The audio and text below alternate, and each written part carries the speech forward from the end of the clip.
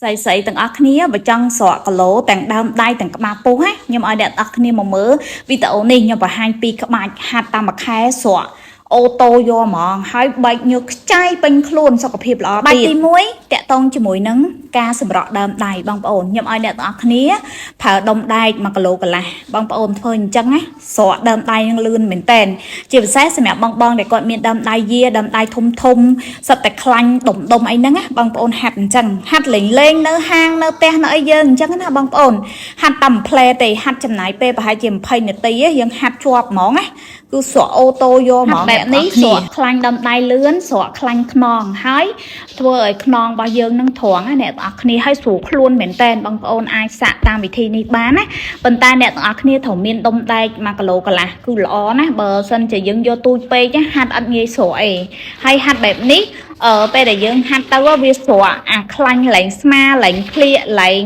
ក្រោមក្លៀកហ្នឹងគឺស្រកទៅលឿនមែនតែនគ្រាន់ថាយើងរៀងហត់បន្តិចហើយហាត់ដំបងរៀងឈឺខ្លួនដែរតែមិនអីទេអ្នកទាំងអស់គ្នាតែមួយទឹកអីសួរមកហាត់ប្រាណមួយដែលយើងប្រើតា4សប្តាហ៍ទទួលបានលទ្ធផលណាអត់យូរទេអ្នកទាំងអស់គ្នាសំខាន់អ្នកទាំងអស់គ្នាព្យាយាមហាត់ណាហើយធម្មតាហាត់បែបនេះវាធ្វើឲ្យអាសាច់ក្លៀករបស់យើងហ្នឹងហាត់តាំងណែនស្រកខ្លាញ់លឿនហើយអាកន្លែងស្មារបស់យើងហ្នឹងក៏ស្រកលឿនវីដេអូនេះខ្ញុំសាររៀងញាប់បន្តិចដោយសារតែពេលដែលខ្ញុំហាត់ទៅនាទីវាវែងពេកអ្នកទាំងអស់គ្នាអញ្ចឹងខ្ញុំសារឲ្យវារៀងញាប់បន្តិចណា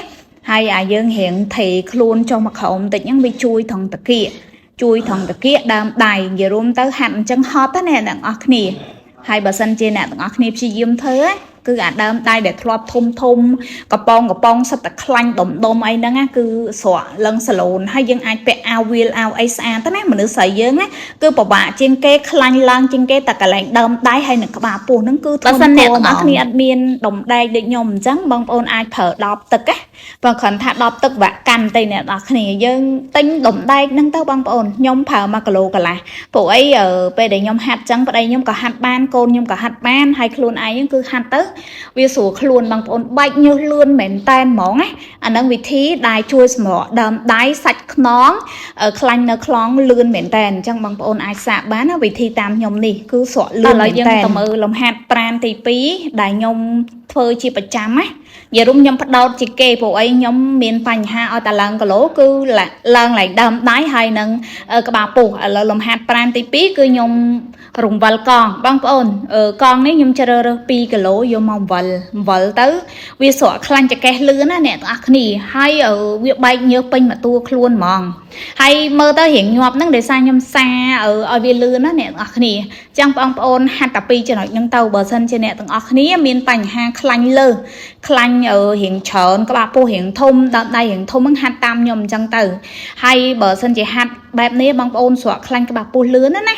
ហើយស្រួលខ្លួនមែនតែនអញ្ចឹងបងប្អូនអាចសាកតាមវិធីខ្ញុំបានហើយកងយើងជ្រើ2គីឡូវាមានទម្ងន់ធ្ងន់ហើយវាធ្វើឲ្យអាស្រកខ្លាញ់ហ្នឹងវាធ្វើឲ្យយើងហ្នឹងបញ្ចេញអាកម្លាំងហ្នឹងវារៀងច្រើនដល់ពេលអញ្ចឹងទៅវាធ្វើឲ្យស្រកលឿនដែរបងប្អូនបើសិនជាអ្នកទាំងអស់គ្នាយកកងរៀងស្ទើ1គីឡូអីហាត់រៀងស្ទើបន្តិចហើយហាត់ដំបងឈឺណាបងប្អូនឈឺចកេះឈឺខ្នង